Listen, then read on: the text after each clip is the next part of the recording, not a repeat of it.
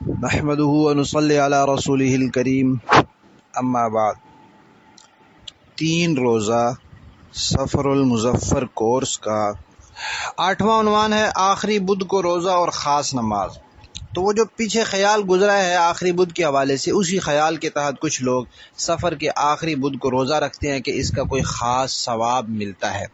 ایک تو ویسے روزے کا نفلی کا ثواب ہوتا ہے، تو سفر کے آخری بدھ کے روزے کا کوئی خاص ثواب، جیسے 10 محرم کے روزے کا خاص ثواب ہے، ذوالحجہ کے پہلے 9 دن کے روزوں کا خاص ثواب ہے، شوال کے 6 روزوں کا خاص ثواب ہے، ہر مہینے کی جو ایام بیز ہیں 13 14 15 ان کا خاص ثواب ہے۔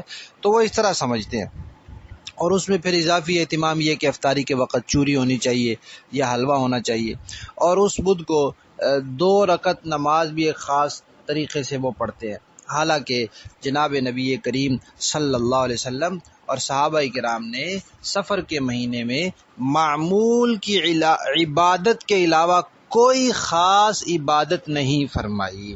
پیر اور جمعرات کا روزہ ہے وہ انسان ویسے بھی رکھتا رہے، 3 دن کے روزے ہیں وہ رکھ سکتا ہے، انسان رکھتا رہے، تہجد وغیرہ، اشراق، چاشت، اوابین جو عام دنوں میں انسان نفل پڑھتا ہے ان دنوں میں بھی پڑھ سکتا ہے، لیکن کوئی خاص اس مہینے کی عبادت نہ حضور نے فرمائی نہ صحابہ نے فرمائی۔ لہذا اہل سنت والجماعت، یعنی حضور کی سنت اور حضور کی جماعت، حضور کے صحابہ، ان کا طریقہ یہ نہیں ہے۔ اگر کوئی ایسا کرتا ہے تو نہ وہ حضور کی سنت والا ہے اور نہ وہ حضور کی جماعت والا ہے، وہ سنی نہیں ہو سکتا۔ اور صرف یہ نہیں کہ یہ ثواب نہیں ہے، بلکہ اگر کوئی سمجھتا ہے کہ اس کا کوئی ثواب ہے، سفر کے مہینے میں روزہ رکھنے کا خاص ثواب ہے، تو یہ دین میں اضافہ ہے، اور اسی کو بدعت کہتے ہیں کہ جو چیز رسول اللہ صلی اللہ علیہ وسلم نے نہیں بتائی، صحابہ کرام سے نہیں ملی، خیر القرون میں نہیں تھی، اس چیز کو انسان نیکی سمجھے، عبادت سمجھے، ثواب سمجھے، اس کو دین سمجھے، تو اس کو بدعت کہتے ہیں۔ اور رسول اللہ صلی اللہ علیہ وسلم نے فرمایا کہ بدعت جو ہے وہ گمراہی ہے، اور اس کے مقابلے میں سنت ہے۔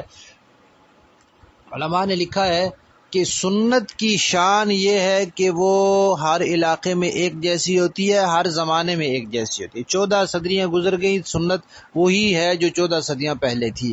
مشرق اور مغرب، شمال جنوب، سب میں وہ سنت ایک ہی جیسی ہوگی، جبکہ جو سنت کے مقابل بدعت ہوتی ہے وہ ہر علاقے کے اپنے طور طریقے کے مطابق ہوتی ہے، زمانہ بدلنے کے ساتھ اس میں بھی تبدیلی آتی رہتی ہے۔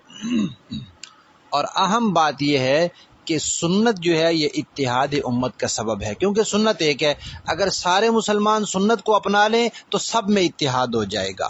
جیسے اہل سنت کا عقیدہ ہے، اگر سارے مسلمان اہل سنت کا عقیدہ اپنا لیں تو سب میں اتحاد ہو جائے گا، فرقہ بازی نہیں رہے گی۔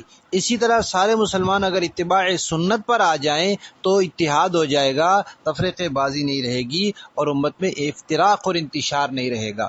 تو جو شخص یا جو گروہ، جو جماعت عقیدے کے حوالے سے یا عمل کے حوالے سے سنت کا طریقہ اور صحابہ کا طریقہ چھوڑتا ہے تو وہ پھر امت میں افتراق، انتشار اور تفرقہ بازی کا سبب بنتا ہے۔ اللہ تبارک و تعالی اس سے ہم سب کی حفاظت فرمائے۔